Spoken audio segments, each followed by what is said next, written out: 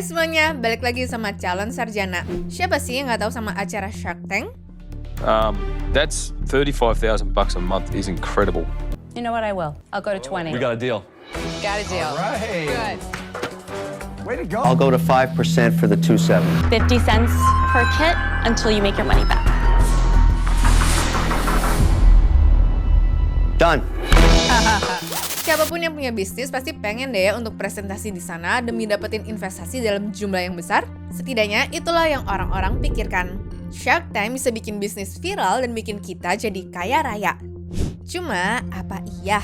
Apakah semua yang diinvest sama mereka udah pasti bakalan berhasil? Oke, video ini ada untuk menjawab itu semua ya teman-teman. Udah penasaran kan gimana di balik layarnya? Hai, aku Jenny dari Calon Sarjana dan inilah kenyataan di balik acara Shark Tank yang ternyata lebih parah dari yang kalian bayangkan. Mengenal Shark Tank. Bayangin kalian tuh punya ide keren. Ya, misalnya bikin es krim rasa mie ayam deh. Atau mungkin bikin sepatu yang bisa berubah warna kalau kena air. Nah, kalian tuh pengen banget nih ya jualan itu ke seluruh dunia, tapi di lain sisi tidak punya modal yang sangat besar. Ya, disinilah acara Shark Tank muncul. The portal! Zipstring glides around smooth objects. Oh, smooth object. Robert, try curling up a little bit, like a little baby. Shockingly, it's No, really I'm not gonna jump. comfortable. Mark, give it a go. The hum viewer! Oh no. The hummer's a one-of-a-kind hummingbird feeder that you wear. Seems my crazy, God. right? Well, it's Genius. Orang-orang kaya raya yang jadi jurinya mereka akan disebut sebagai shark. Nah, mereka-mereka ini adalah orang hebat yang punya banyak uang dan juga punya banyak pengalaman bisnis ya guys. Mark Cuban nih contohnya. Dia ini pengusaha sekaligus investor yang punya klub basket Dallas Mavericks. Terus ada juga Damon John yang invest di acara ini sendiri. Selanjutnya ada Lori Greiner di mana dia investor, pengusaha dan juga seorang host. Mereka semua adalah orang-orang multi talenta yang siap bekerja sama dengan kalian kalau ide yang dipresentasin itu menarik ya teman-teman. Jadi prosesnya itu begini. Para peserta akan jelasin produknya dan menjawab banyak pertanyaan dari para shark. Kalau idenya tuh bagus dan juga meyakinkan, para shark ini bisa menawarkan uang sebagai investasi.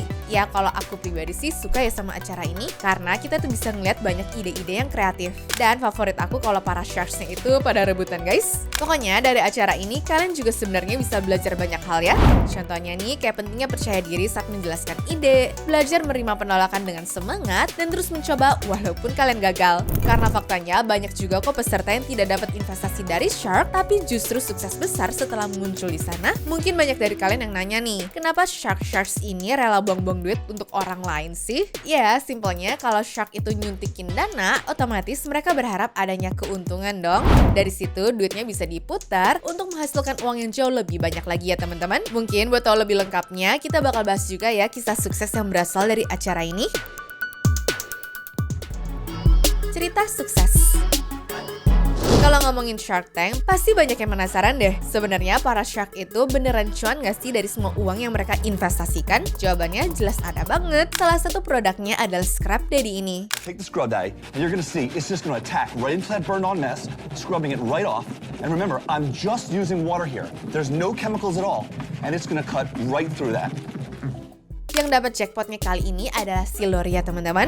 Waktu itu si Lori Greiner dapat kesempatan untuk investasi di mana dia masukin dana sekitar 3,3 miliar rupiah demi dapetin 20% kepemilikan saham dari Scrub Daddy. Kelihatannya sih simple ya. Tapi siapa sangka investasi itu jadi salah satu keputusan terbaik yang pernah ada dalam sejarah Shark Tank ini loh. Soalnya penjualannya selama ini tembus sebesar 11,5 triliun rupiah. Dari yang tadinya cuma jadi ide, sekarang jualannya tuh menyentuh triliunan. Apa nggak gila tuh guys namanya? Iya, totalnya udah bukan miliaran lagi, tapi triliunan ya. Nah, selain Scrub Daddy, sebenarnya ada 3 project lainnya ya yang hasilnya tuh tidak kalah gila. Pertama, ada Squatty Potty, sebuah alat bantu duduk saat buang air besar yang Lori investasikan $900.000 juga pada saat itu atau berkisar 14,5 miliar rupiah untuk 20% kepemilikan saham.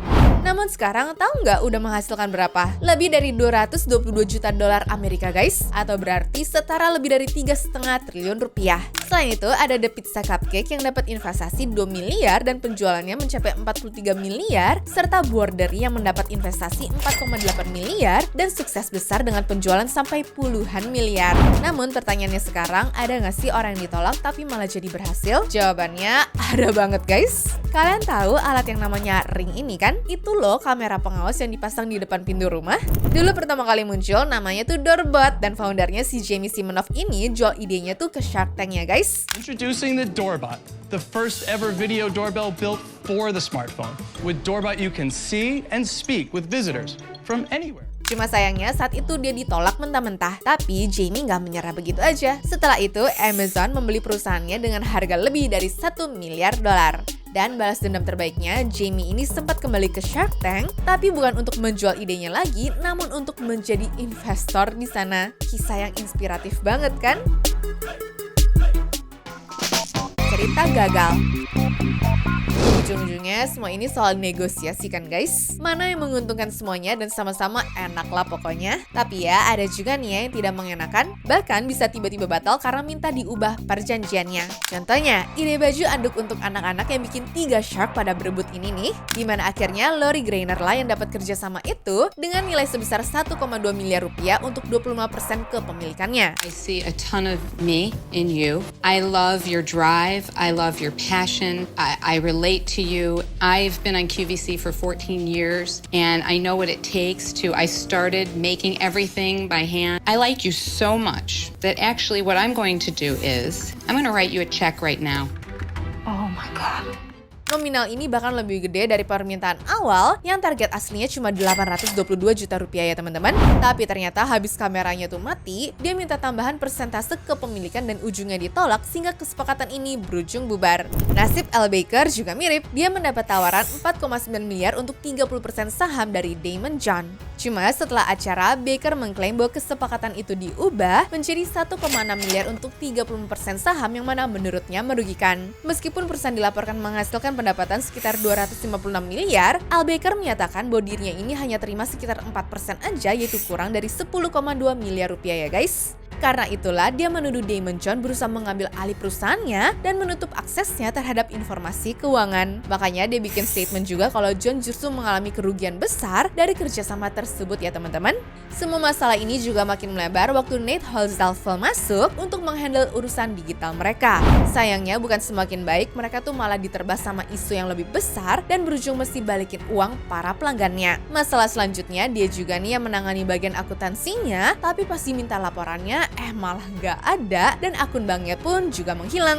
Padahal di rekening banknya ada saldo sekitar 1,6 miliar rupiah. Setelah perselisihan terkait bagi hasil dan juga kontrol perusahaan, Damon John pun juga mengajukan gugatan hukum terhadap Al Baker beserta keluarganya. Di sini, Damon John menuduh mereka menyebarkan informasi yang salah dan juga merugikan secara publik, termasuk melalui media sosial dan juga wawancara ya guys.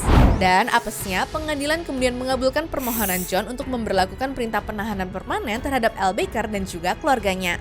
Perintah ini melarang mereka untuk membuat pernyataan publik yang merugikan tentang John atau kemitraan bisnisnya itu ya.